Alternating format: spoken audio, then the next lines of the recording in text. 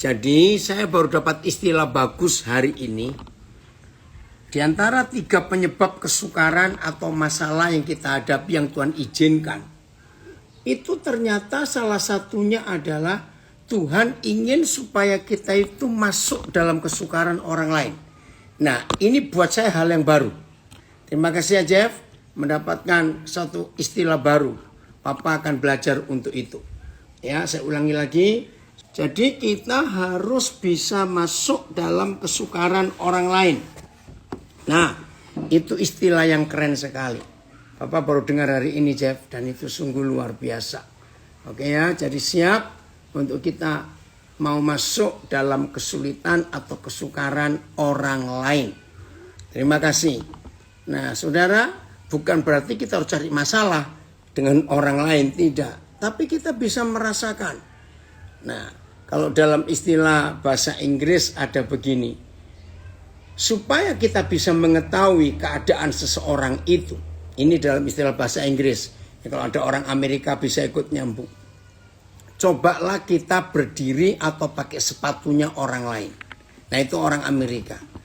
Nah, setelah kita bisa berdiri di sepatunya orang lain atau kita pakai sepatunya orang lain, maka kita bisa mengetahui bagaimana posisi orang itu yang sesungguhnya.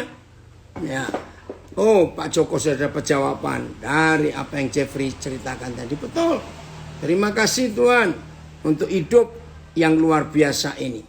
Nah, kalau kita sudah bisa masuk ke dalam kesukaran orang lain, maka kita bisa menolong orang itu dengan tepat. Karena kita ada di posisinya. Nah, itu yang dikerjakan oleh Tuhan Yesus. Dia disalib, dia dihukum bukan karena kesalahannya, tapi karena kejahatan kita. Dia masuk ke kesukaran kita, dia masuk ke penderitaan kita. Maka itu tema kita belajar hari ini sungguh luar biasa. Jangan berputus asa, masih ada harapan. Apalagi kalau kita percaya bagaimana Tuhan Yesus yang sudah mau masuk ke hidup kita. Terima kasih Tuhan. Terima kasih. Itu hal yang sangat ajaib. Itu hal yang sangat indah. Percaya ya untuk hal itu. Mari kita lihat Ibrani pasal. Oh, dapat keyword baru. Ya, apa itu? Melisanti, Bapak akan bacakan. Ibrani pasal yang keempat. Ayat yang ke-15. Ibrani 4 ayat yang ke-15. Terima kasih Bapak.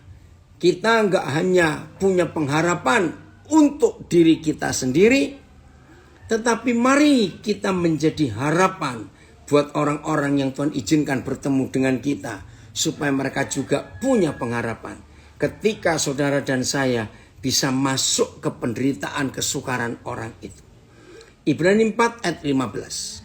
Sebab imam besar yang kita punya bukanlah imam besar yang tidak dapat turut merasakan kelemahan-kelemahan kita. Jadi imam besar yang kita punya itu, yaitu Yesus Kristus Tuhan, bukan cuma imam besar yang omong doang. Tapi dia turut merasakan kelemahan-kelemahan kita. Dan tidak hanya turut merasakan kelemahan-kelemahan kita. Saudara-saudara warga binaan, mungkin ada di antara saudara, ada berita semalam, atau ada berita tadi pagi, berita yang menakutkan, berita yang menyedihkan, sepertinya gak ada harapan. Hari ini renungkan, ada Tuhan Yesus yang sangat tahu apa yang saudara rasakan, dan dia mau masuk di dalam penderitaan, ketakutan, kengerian saudara. Saya harap ada saudara saya yang dari Philadelphia ikut gabung tadi saya ajak. Besok saudara kita ini akan jalani operasi mata. Dokter aja bilang cukup berbahaya.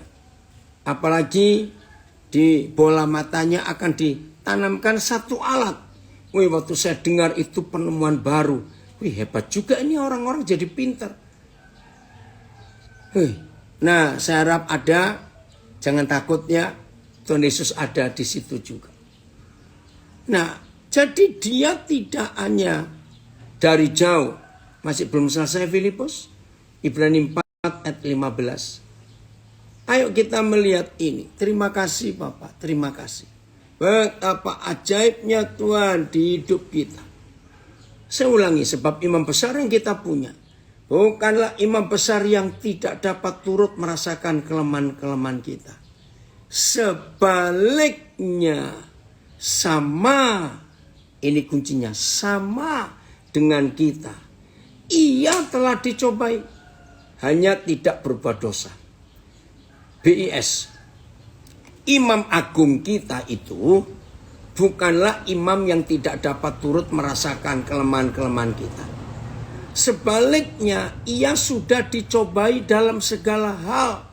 Dicobai dalam segala hal. Sama seperti kita sendiri. Hanya ia tidak berbuat dosa. TSI-nya. Karena biarpun imam agung kita itu ada di surga. Nah, diperjelas. Tuhan Yesus itu sudah ada di surga. Sejak dia naik ke surga. Tapi ada janji yang luar biasa. Dia walaupun di surga bisa turut merasakan semua kelemahan kita. Karena dia sudah pernah hidup di dunia ini dan mengalami segala macam cobaan. Sama seperti yang kita alami. Tapi bedanya dia tidak berbuat dosa. Di Facebook ada kisah atau apa saya baca. Kalau kita merasa sedih atas penderitaan orang lain, apakah itu perasaan yang Tuhan taruh dalam hati kita dan memberi tugas kepada kita? Betul. Berarti Tuhan ingin kita merasakan penderitaan itu. Bagaimana caranya kita tahu itu benar dari Tuhan? Wah, itu nggak usah ditanya lagi. Untuk berbagi dengan orang susah, orang punya masalah, nggak usah tanya lagi dari Tuhan atau tidak. Karena setan nggak pernah buat itu. Setan itu egois sekali. Setan berkata, urusanmu, urusanmu, urusanku, urusanku. Dan kamu jangan ganggu dengan urusanmu. Nah, jadi kalau Tuhan berikan perasaan itu kepada saudara yang bertanya di Facebook, lakukan. FIYH. Imam besar kita ini memahami kelemahan-kelemahan kita. Sebab ia juga pernah mengalami cobaan seperti kita. Meskipun ia tidak pernah kalah sehingga berdosa. Nah, FIYH ada. Dia dicobai seperti kita tapi tidak pernah kalah. Oh, puji Tuhan, Pak Stephen sudah 3 hari ada di rumah sakit. Jangan takut. Tuhan Yesus sudah merasakan semua yang Pak Stephen rasakan itu. Ya, nikmati persekutuan dengan Bapa di surga. Dan janjinya yang sekali dinyatakan total pulih sembuh, itu yang dipegang. Terima kasih Tuhan. Saudara, jadi kalau kita tahu Tuhan Yesus sudah masuk ke penderitaan kita, ke kesulitan kita, maka dia bisa menolong dan mengerti kita. Maka itu kalau kita pun diizinkan Tuhan. Oke. Kita lanjut baca. Ibrani 2:18. Kalau Tuhan izinkan saudara dan saya mengalami sesuatu.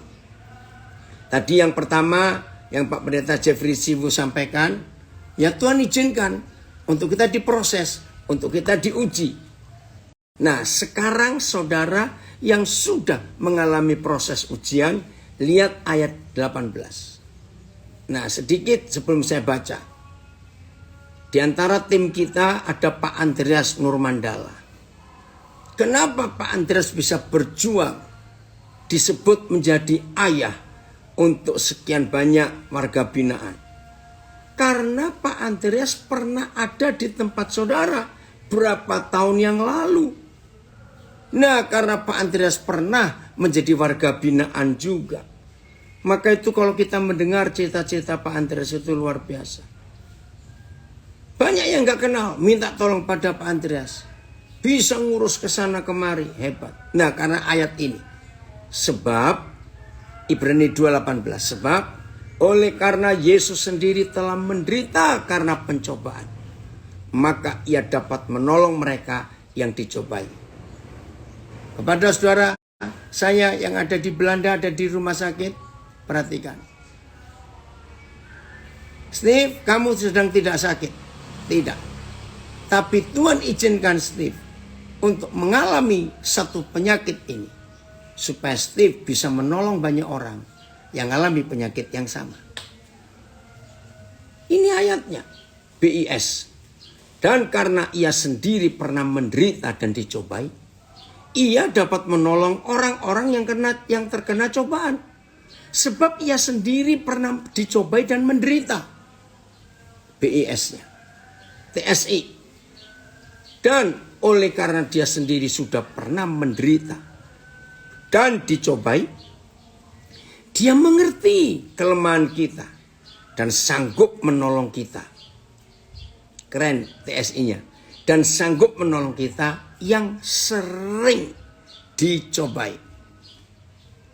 Ini di dokter yang hebat, dokter yang benar. Misalnya dokter jantung, kardiolog. Ya, ini untuk menerangkan Ibrani 2:18. Oke, saya baca dulu FAYH-nya. Yesus sendiri telah mengalami penderitaan dan cobaan. Karena itu ia dapat merasakan penderitaan dan cobaan yang menimpa kita. Dan ia benar-benar sanggup menolong kita. Puji Tuhan. Nah, kardiolog itu dokter ahli jantung. Seorang ahli jantung yang hebat. Bukan cuma dia pernah menolong ratusan ribuan pasien yang punya masalah jantung, tidak. Tetapi kalau kardiolog itu pernah kena serangan jantung sendiri atau dia pernah mengalami sakit jantung. Nah, begitu seorang kardiologis, seorang ahli jantung pernah mengalami serangan jantung, sakit jantung, entah jenis apa saja. Maka ketika ada pasien datang masalah jantung, maka dokter ini gak cuma nasihati. Dia bisa cerita apa yang dia alami kepada pasien jantung itu. Ngerti ya? Nah, begitu pula seorang onkolog. Onkolog itu ahli kanker. Bukan karena dia pernah menolong banyak pasien kanker dan sembuh. Tidak, yang lebih hebat lagi. Kalau seorang kardiolog itu, seorang onkolog ya, seorang ahli kanker itu pernah mengalami sakit kanker dan dia survive, dia selamat, maka dia kalau ada pasien datang karena sakit kanker, dia akan cerita karena dia pernah merasakan bagaimana kanker itu. Nah, ini yang dikatakan Pak Pendeta Jeffrey Siwu tadi. Ayo saudara, kita ini berusaha masuk ke penderitaan, ke kesulitan orang-orang lain. Supaya kita bisa menjadi berkat buat mereka. Terima kasih ada kisah yang hebat di Kisah Rasul 27. Sungguh luar biasa. Paulus menulis pengalamannya yang hebat. Terima kasih Bapak untuk pengalaman itu. Maka itu kalau ada di antara kita, khususnya warga binaan, nikmati ya. Ini yang berkali-kali kita belajar. Nikmati ketidaknikmatan itu dengan senikmat-nikmatnya. Karena kalau Tuhan izinkan kita menikmati ketidaknikmatan itu dengan senikmat-nikmatnya, maksudnya kalau kita sudah menang dari ketidaknikmatan itu, maka kita bisa jadi berkat untuk orang-orang yang ada di sekitar kita, yang Tuhan kirim kepada kita, untuk menolong mereka mengalami ketidaknikmatan. Wah, luar biasa kalau itu terjadi dalam hidup kita. Jelas ya saudara?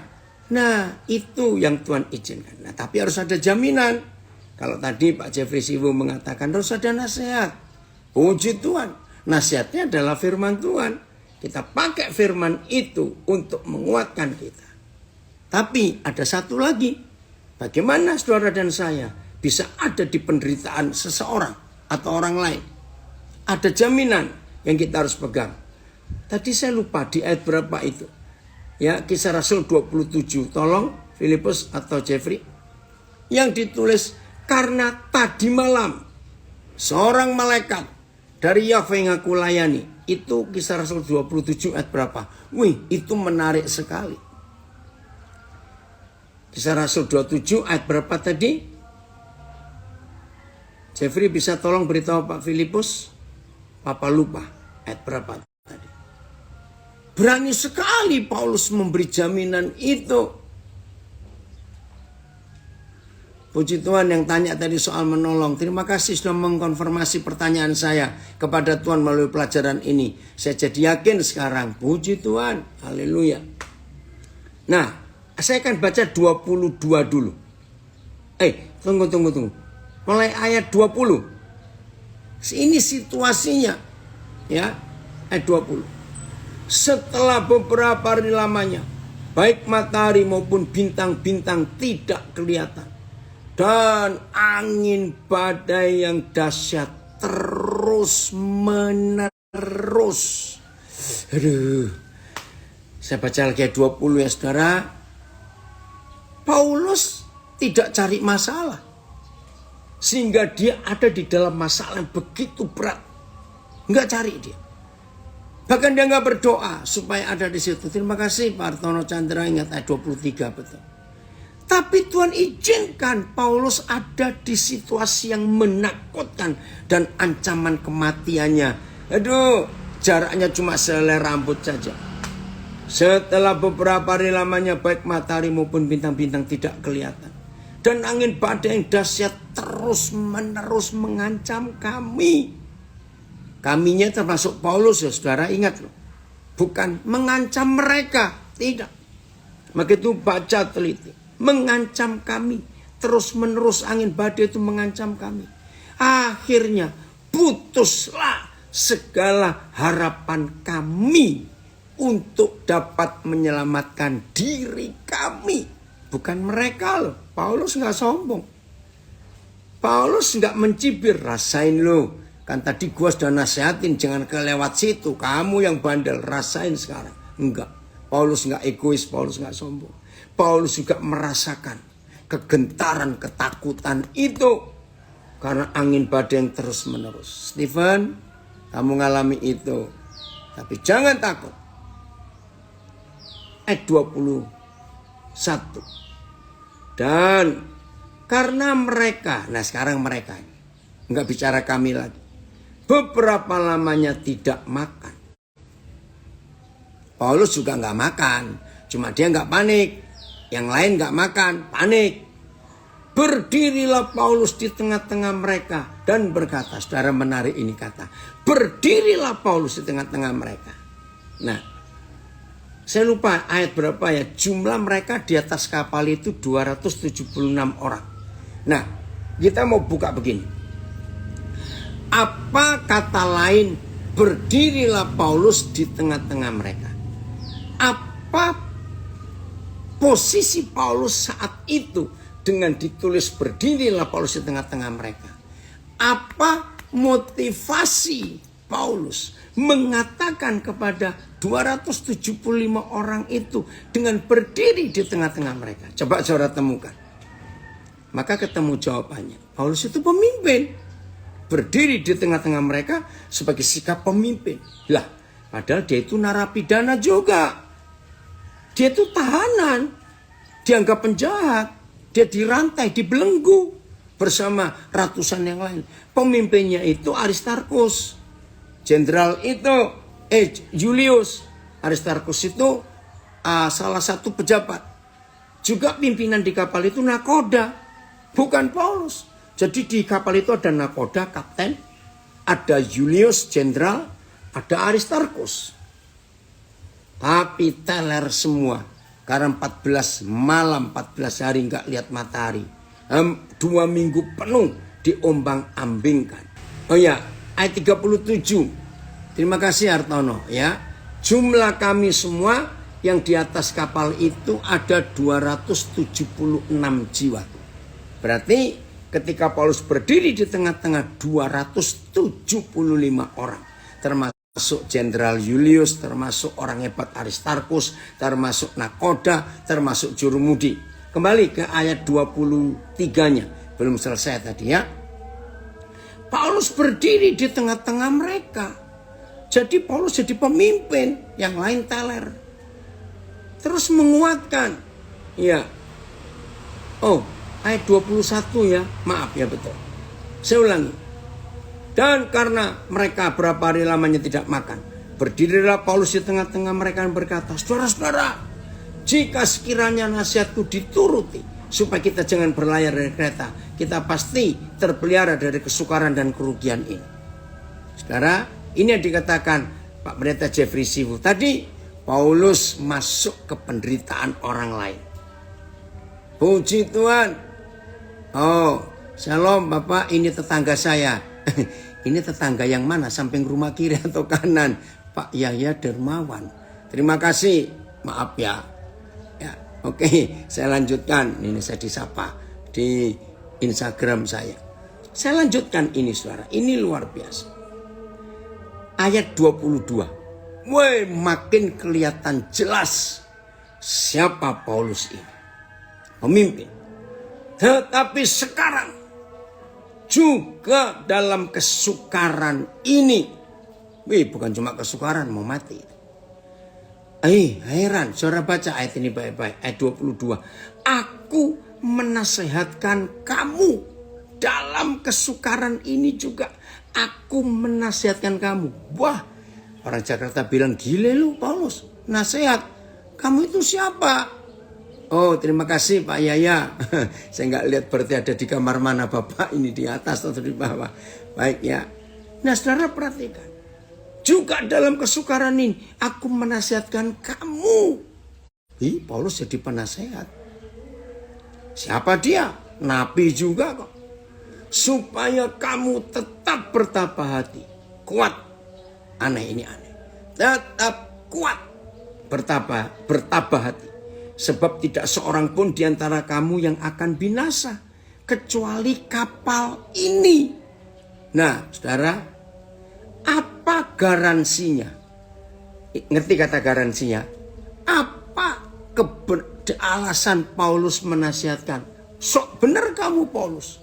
Semua akan selamat kecuali kapal ini. Kamu itu siapa? Pasti akan ditanya begitu.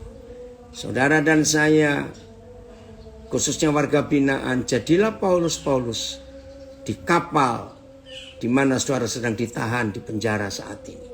Beri harapan kepada saudara-saudara yang lain, khususnya belum percaya Tuhan Yesus, biar mereka tenang karena ada saudara di situ.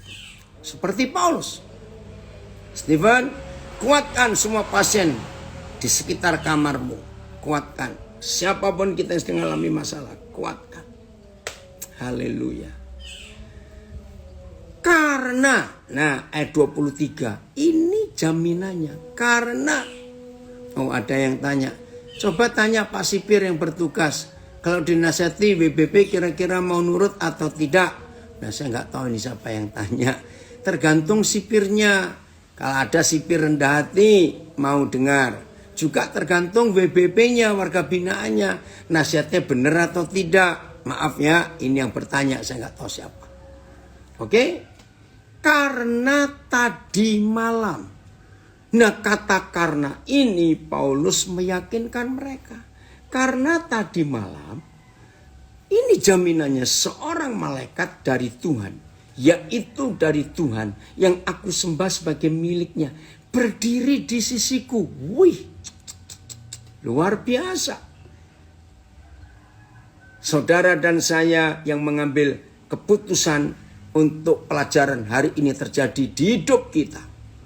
Ayo kita coba masuk ke penderitaan orang lain. Maka jadilah seperti Paulus ini. Ada jaminan yang kita terima dari Tuhan yang kita sembah. Sebagai miliknya kita ini. Berdiri di sisiku. Dan malaikat itu berkata, ini loh. Jangan takut Paulus. Engkau harus menghadap Kaisar. Jadi gak akan mati Paulus. Semuanya gak akan mati, akan menghadap Kaisar.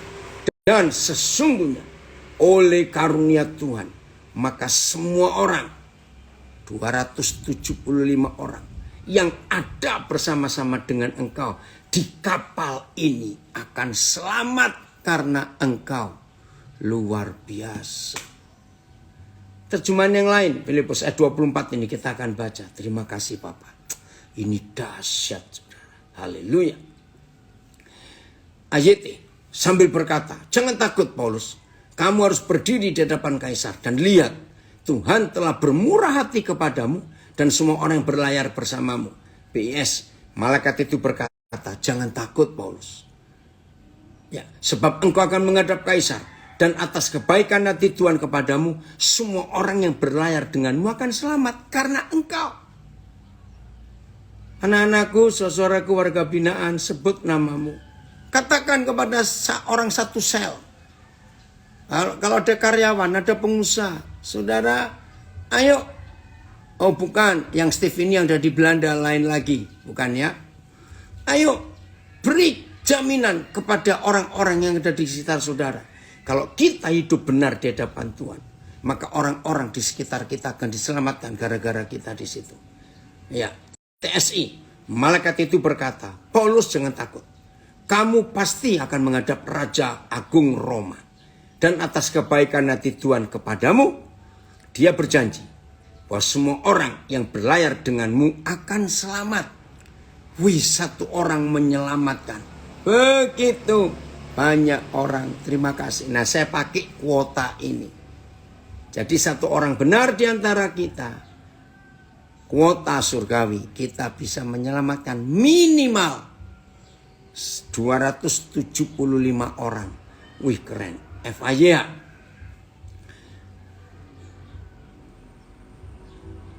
Ya. Dan malaikat itu berkata, jangan takut Paulus. Engkau pasti akan menghadap Kaisar. Lebih daripada itu, Tuhan telah mendengar permohonanmu dan akan menyelamatkan semua orang yang berlayar bersama dengan engkau.